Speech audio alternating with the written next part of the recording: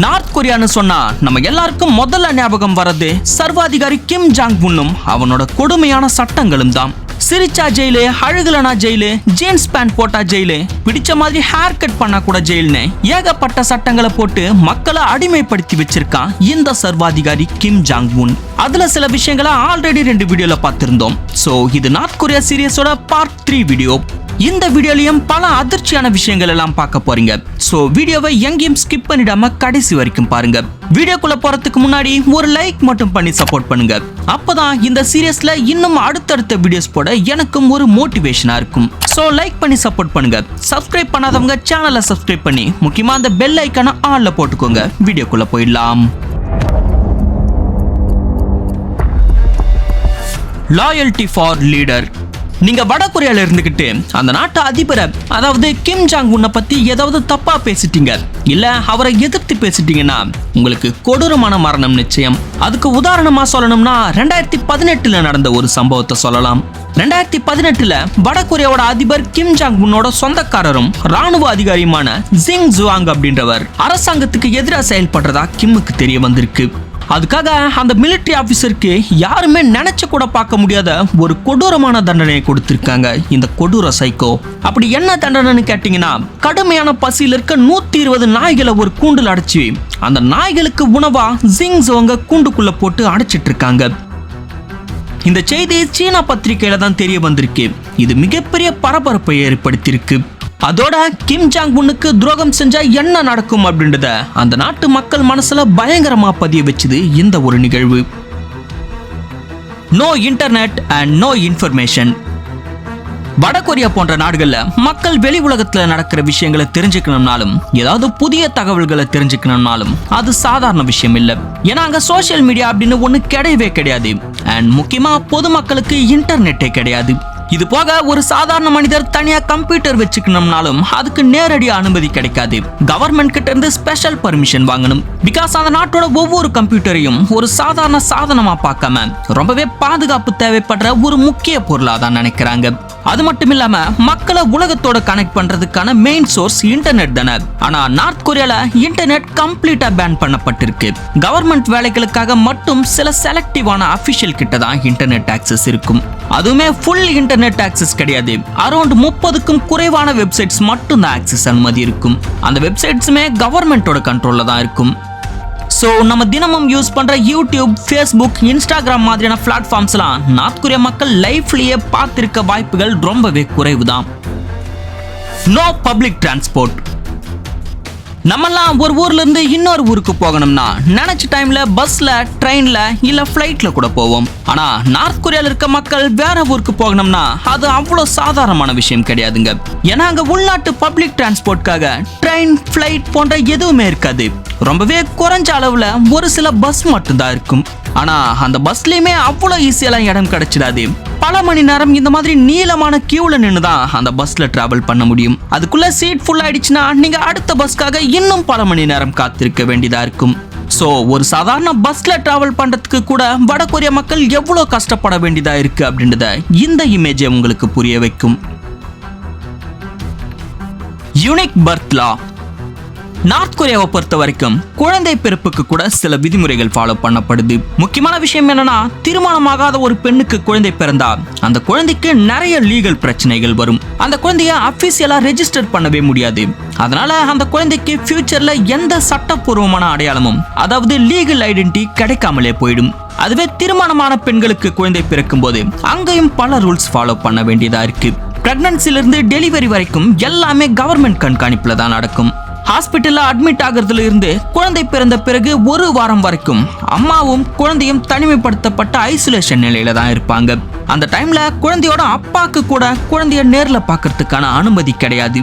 பொதுவா 7 முதல் 10 நாட்கள் வரை இந்த ரெஸ்ட்ரிக்ஷன்ஸ் இருக்கும். இதெல்லாம் ஹெல்த் காரணமான சொல்லப்பட்டாலும் இது கூட ஸ்ட்ரிக்ட் கண்ட்ரோல்ல தான் நடக்குது. International calls are crime. வட கொரியால இன்டர்நெட் அண்ட் சோசியல் மீடியா இல்லாததால அந்த நாட்டு மக்கள் வெளிநாடுகள்ல நடக்கிற விஷயங்களை தெரிஞ்சுக்க முடியாது அப்படின்றது நம்ம எல்லாருக்கும் தெரியும். இன்டர்நெட் தானே கிடையாது, அவங்க கிட்ட போனாவது இருக்கும்ல, அதை வச்சு அட்லீஸ்ட் வெளிநாடுகளுக்கு போன் மூலமா தொடர்பு கொள்ளலாம்னு நினைச்சாலும் அதுவும் முடியாது. இன்னும் சொல்ல போனா வட கொரியால இருந்து இன்டர்நேஷனல் கால் செய்யறது சட்டவிரோதமான செயல்னே அறிவிக்கப்பட்டிருக்கு. இதுக்கான காரணமும் வட கொரிய மக்களை உலகத்திலிருந்தே முழுக்க முழுக்க தனிமைப்படுத்துறது தான். வெளிநாடுகளோட எந்த தொடர்பும் இல்லாம நாட்டிய ஒரு ஐசோலேட்டட் கண்ட்ரியா மாற்ற முயற்சியில தான் இந்த சட்டமும் அமல்படுத்தப்பட்டிருக்கு. ஸோ இப்படி இருக்க பட்சத்தில் வட கொரியால இன்னைக்கு காலகட்டத்தில் ஒரு சில பொதுமக்கள் மொபைல் போன்ஸ் பயன்படுத்தினாலும் அவங்க அந்த நாட்டுக்குள்ளேயே மட்டும்தான் பேசிக்க முடியும். கவர்மெண்ட்டை சேர்ந்த சில முக்கியமான நபர்களை தவிர மற்ற யாராலையும் இன்டர்நேஷனல் கால்ஸ்லாம் பண்ணவே முடியாது. இதெல்லாம் மீறி சில பேர் ரிஸ்க் எடுத்து சைனா பார்டர் போன்ற பகுதிகளிலிருந்து சிக்னல் கேப்சர் பண்ணி இன்டர்நேஷனல் கால்ஸ் பண்ண முயற்சி செஞ்சிருக்காங்க.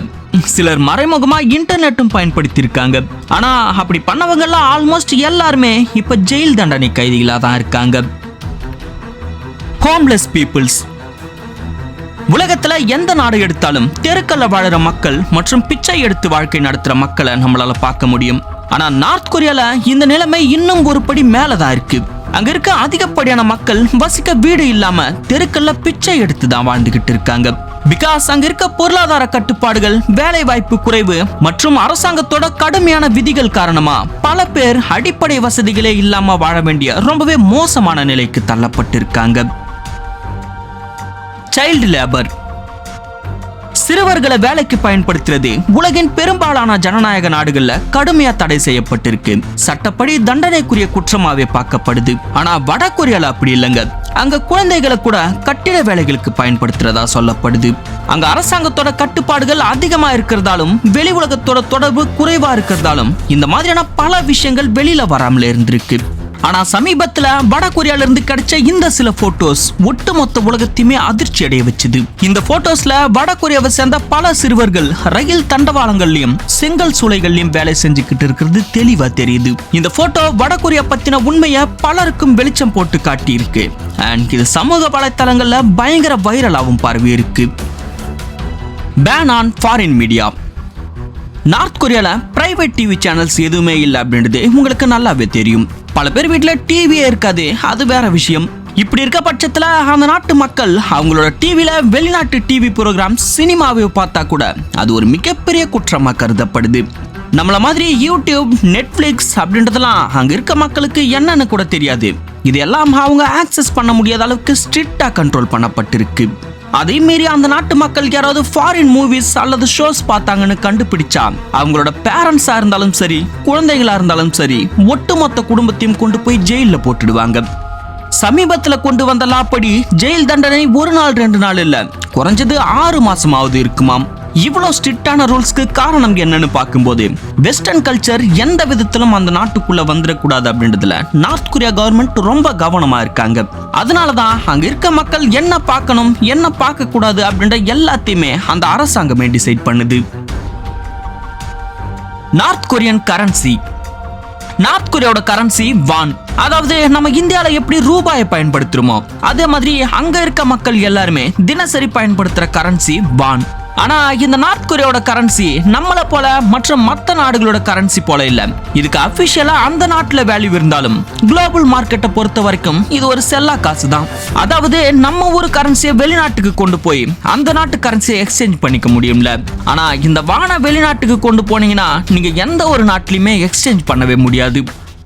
இதுல இருந்தே உலக பொருளாதாரத்திலிருந்து நார்த் கொரியா ரொம்பவே தனிமைப்பட்ட ஒரு நாடு அப்படின்றத நம்மளால புரிஞ்சிக்க முடியும். பட் இது நார்த் கொரியாவை பெருமைப்படுத்துற விஷயம் இல்ல. பிகாஸ் அந்த நாட்டு காசை மற்ற நாடுகள் எல்லாம் காசாவை மதிக்கிறது இல்லை அப்படின்றதுதான் பாயிண்ட். மேலும் அந்த நாட்டோட பொருளாதாரம் முழுவதுமே கவர்மெண்ட் கண்ட்ரோல்ல தான் இயங்குது அப்படின்றதால கரன்சி வேல்யூ, எக்ஸ்சேஞ்ச் சிஸ்டம் எல்லாமே இந்த நாட்டு அரசு கட்டுப்பாட்டுல தான் இருக்கும். சோ இதுதான் அந்த நாட்டை மற்ற உலக சந்தைகளிலிருந்து பிரிக்குது. இது ஒரு பக்கம் இருக்க, வெளிநாட்டு சுற்றுலா பயணிகள் யாராவது நார்த் கொரியாவுக்கு வந்தாங்கன்னா அவங்களால இந்த லோக்கல் கரன்சியான வானை யூஸ் பண்ண முடியாது. அதுக்கு பதிலா அவங்களோட காசை எக்ஸ்சேஞ்ச் பண்ணி நார்த் கொரியால அவங்களுக்காகவே இருக்க ஸ்பெஷல் கரன்சியை தான் வாங்கி யூஸ் பண்ண முடியும். அந்த கரன்சியை வச்சுதான் அவங்க ஹோட்டல், ஃபுட், டிராவல் போன்ற எல்லா செலவுகளையும் பார்த்துக்கணும். இப்படி டூரிஸ்டர்ஸ்க்காகவே தனியா ஒரு கரன்சி அச்சடிச்சு வச்சிருக்க ஒரு நாடுனா அது இந்த நார்த் கொரியா தான். Fertiliser import ban. நார்த் கொரியால அடிப்படை தேவைகளுக்கு ரொம்ப ஸ்ட்ரிக்டான ரெஸ்ட்ரிக்ஷன்ஸ் இருக்குல்ல, அது மனிதர்களுக்கு மட்டுமில்ல விவசாயத்திற்கும் பொருந்தும். நம்ம உடலுக்கு உணவு எவ்வளவு முக்கியமோ அதே மாதிரி ஒரு நாட்டுக்கே உணவு அளிக்கிற விவசாயம் அந்த நாட்டுக்கு ரொம்ப முக்கியம்ல. சோ எல்லா நாடுகளுக்கும் விவசாயம் ஒரு முதுகெலும்புன்னு கூட சொல்லலாம். அப்படிப்பட்ட விவசாயம் செஞ்சு பயிர்கள் நல்லா வளரணும்னா அதுக்கு ஃபெர்டிலைசர், அதாவது உரம் ரொம்ப முக்கியம். ஆனா வட கொரியால விவசாயத்தோட நிலையுமே கொஞ்சம் கோளாறா தாங்க இருக்கு. பிகாஸ் அங்க வெளிநாடுகள்ல இருந்து ஃபுட் ஐட்டம்ஸ் மட்டும் இல்ல, அக்ரிகல்ச்சருக்கு தேவையான ஃபெர்டிலைசர்ஸ் இம்போர்ட் பண்றது கூட பெரிய அளவுல ரெஸ்ட்ரிக்ஷன்ஸ் இருக்கு. குறிப்பா 2020 பேண்டமிக் அப்புறம் ரெஸ்ட்ரிக்ஷன்ஸ் இன்னும் ஸ்ட்ரிக்ட் ஆகிடுச்சு. இதனால வேற வழியே இல்லாம அங்க இருக்க விவசாயிகள் மனித கழிவுகளையும் மலத்தையும் தான் ஃபெர்டிலைசரா பயன்படுத்த ஆரம்பிச்சிருக்காங்க. அது மட்டும் இல்லாம 2020க்கு பிறகு மனித மலத்திலான உரங்களை உற்பத்தி செய்யக்கூடிய கடைகளே இங்க அதிகம் ஆரம்பிக்கப்பட்டிருக்கு. மனித கழிவுகளை சரியான அளவுல உரமா பயன்படுத்தினா நேச்சுரல் வேஸ்ட் மண்ணுக்கு நல்லதுதான். ஆனா இந்த ஒரு நாட்டுல இதையே மெயின் ஃபெர்டிலைசரா டிஃபெண்ட் பண்ண வேண்டிய நிலை வந்திருக்குன்னா அந்த சிச்சுவேஷன் எவ்வளவு கடினமா இருக்குன்னு யோசிச்சு பாருங்க. நார்த் கொரியா அவங்க நாட்டோட ரிசோர்ஸ்ல பாதிக்கு மேல மிலிட்டரிக்காக செலவழிக்கிறாங்களே தவிர அந்த நாட்டு மக்களோட அடிப்படை தேவைகள், குறிப்பா உணவு, விவசாயம் போன்ற முக்கியமான தேவைகளை கண்டுக்கிறதே இல்லை அப்படின்றதுதான் ரொம்பவே வருத்தம் அளிக்கிற விஷயமா அந்த நாட்டு மக்கள் நினைக்கிறாங்க. The border crossing. நார்த் கொரியாவை பத்தி இவ்வளவு விஷயங்களை கேள்விப்பட்ட பிறகு உங்க எல்லாருக்கும் ஒரு கேள்வி வரலாம். அந்த நாட்டுல தான் மக்கள் வாழவே இவ்வளவு கஷ்டமா இருக்கு, ஏன் அந்த நாட்டு மக்கள் எல்லாம் அந்த நாட்டை விட்டு வெளியேற முயற்சி பண்ணல அப்படின்னு. அதுக்கு காரணம் நான் சொல்லிதான் உங்களுக்கு தெரியணும்னு இல்ல. ஒரு சாதாரண ஜனநாயக நாடா இருந்தா பரவாயில்ல, மக்கள் அந்த நாட்டை விட்டு வேறொரு நாட்டுக்கு சுதந்திரமா குடிபெயரலாம். ஆனா கிம் ஜாங் உன் அப்படின்ற இந்த சர்வாதிகாரி கிட்ட சிக்கிக்கிட்டு இருக்க இந்த நார்த் கொரியால இருந்து ஒரு நபர் சுதந்திரமா நாட்டை விட்டு வெளியேறது அவ்வளவு சாதாரணமான விஷயம் இல்ல, இம்பாசிபிள்னே சொல்லலாம். அதே மாரி அரசாங்கத்துக்கு தெரியாம யாராவது நாட்டை விட்டு தப்பிக்க சைனா பார்டர் பக்கமோ இல்ல கடல் வழியா நீந்தி போகவோ முயற்சி பண்ணா அவங்கள பிடிச்சு ஸ்பாட்லயே சுட்டு கொன்னுடுவாங்க. அவங்கள மட்டுமில்ல அவங்க குடும்பத்தையே முடிச்சு விட்டுருவாங்க. இதனாலதான் நார்த் கொரியா மக்கள் அந்த நாட்டுல இருந்து தப்பிச்சு போக முயற்சி கூட பண்றதில்லை. சுருக்கமா சொல்லணும்னா நார்த் கொரியால வாழ்ந்துகிட்டு இருக்க மக்களோட நிலை நார்த் கொரியா அப்படின்ற ஒரு ஜெயிலுக்குள்ள அடைப்பட்டு வாழ்ந்துகிட்டு இருக்க ஆயுள் தண்டனை கைதிகள் மாதிரி தான். ஜெயில இருந்து வெளியே போகணும்னா அதுக்கான ஒரே வழி அவங்களோட மரணம் மட்டும்தான். இப்படிப்பட்ட ஜெயிலுக்குள்ள இருந்து தப்பிக்க முயற்சி பண்ணி, அதாவது நார்த் கொரியால இருந்து தப்பிக்க முயற்சி பண்ணி பல பேர் பார்டர்லயே மாட்டிக்கிட்டு இறந்து போன சம்பவங்களும் நிறைய பதிவாகி இருக்கு. இது போக நார்த் கொரியாவோட ஆர்மி சோல்ஜர்ஸ் அனுபவிக்கும் கொடுமைகளை பத்தி சொல்லணும்னா அது ஒரு தனி கதையா போகும். கிம் ஜாங் உன்னோட ஒரு நாள் லைஃப் ஸ்டைல் எப்படி இருக்கும்னு சொன்னா கேட்கவே ரொம்ப வினோதமாவும் வியப்பாவும் இருக்கும். சோ அந்த வீடியோஸ்லாம் பார்க்கணும்னா பார்ட் 4 அப்படின்னு கமெண்ட் பண்ணுங்க.